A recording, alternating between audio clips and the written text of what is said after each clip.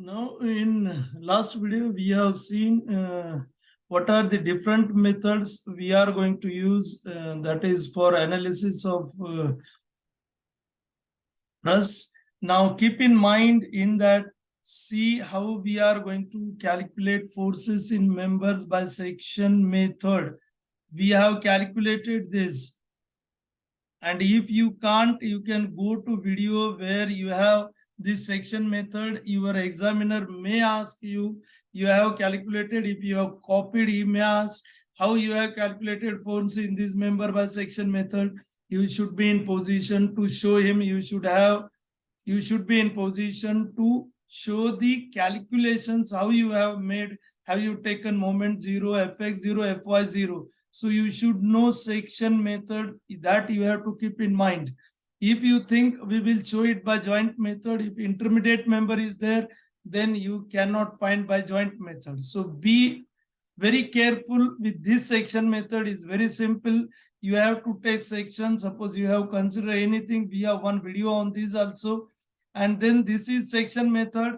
And then you have to take about the moment about the joint through which remaining two members are passing. Suppose I have to find in this member, then these two members are passing through this joint. Then you have to take moment about this. So go through video where you have that section method. If anyone can't find it, just message me on WhatsApp number. I will send you that video. So this already we have seen, and this is again most important if we will talk about your orals. And now we will switch over to this sheet where we have plotted this section elevation of truss. Now he may ask you how you have plotted. We are with this centroidal line, CG line we have plotted, and on this, by this CG line, we have drawn these lines. So how we have plotted, you have to understand it. Now you have to see it, whatever larger, we have purlin, and whichever is smaller, this is clit angle. And we have connection between the two, you can see this bolt. So likewise, we have plotted this, and you have this all purlins. These are at the joint. This is your sheet. And then you can see I have drawn these CG lines. And your CG of all should be matching here. And at this joint, your point load adds. That is most important.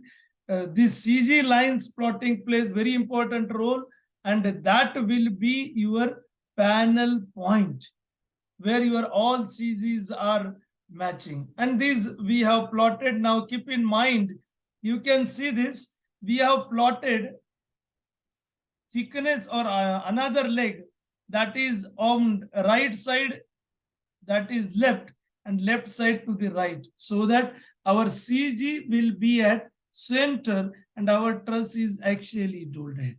Now, why we are saying this truss is axially loaded? Because our loads are at joints. And when your loads are at joint, then your members are axial members. If he may ask you, if your loads will not act at joint, then suppose your force is acting at the joint, then your member will be designed as combined load, axial as well as bending. And therefore, you have to go for, we have these members subjected to axial load and moment. That then you have to consider over, and that member will act likewise. But our syllabus, our loads are acting at panel points, and therefore our all members are axial members. Now, how load is transferred? Load is transferred from sheet to purlin, and from purlin to the truss, and then from truss to the column and then footing.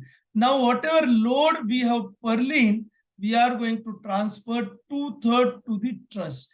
Now you can go through this. I have already shown you the clauses. I will not go in detail. You can go to videos which are in term work, and you can see there where we have this clause and all. Examiner may ask you to show this clause. So that clause number you should know where we have these values. And then we are going to be with this, we have ridge joint, and then we have these are plates where we have these joints, we are going to be at this. And then here we are going to be with columns, ridge joint, joint A, joint B. Now we have taken section 1 and that we have shown over here. So you can see these top members. Now I will mention it very clearly. These top members, these are roof. This is roof. Then we have that values of this sheet. You should know from where we have taken. Then for dead load, we have used IS 875 part 1. Then for live load, we have used part 2, 875 is common. For wind load, we have used part 3.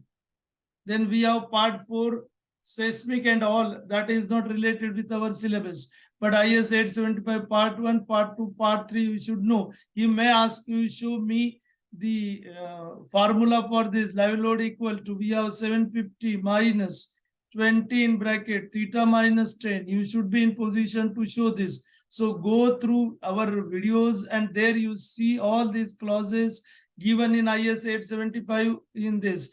For oral, you have to take with you all these 3 along with IS 800. And then we have this. This is gusset plate. And that for this gusset plate, we have this connection. So you can see this. You have to actually show these boards over here. That boards we have to design according to their forces. And then, so that I have to mention, actually, we have top chord members. These members, we have top chord members. These are known as principal rafter or top chord members. Then these are known as main tie, bottom chord members.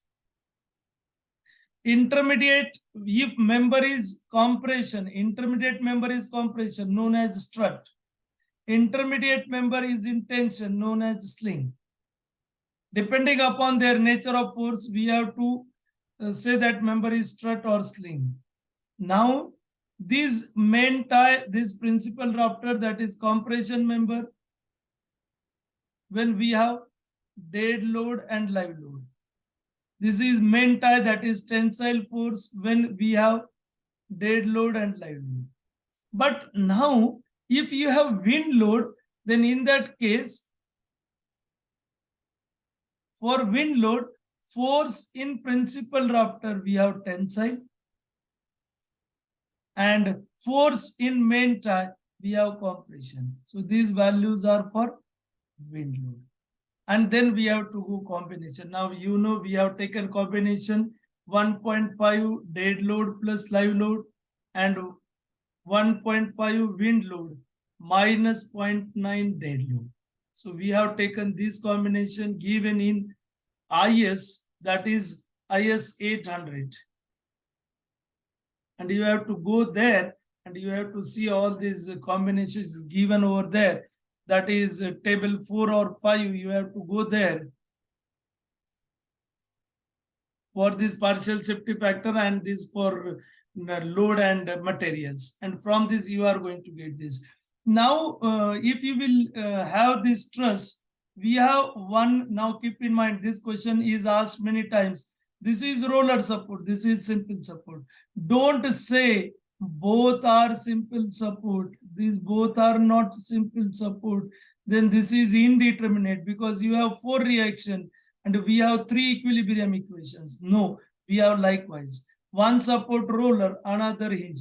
Then he may ask how you will show this roller and hinge support. Roller support, we are going to be with this plate and here we have oblong holes.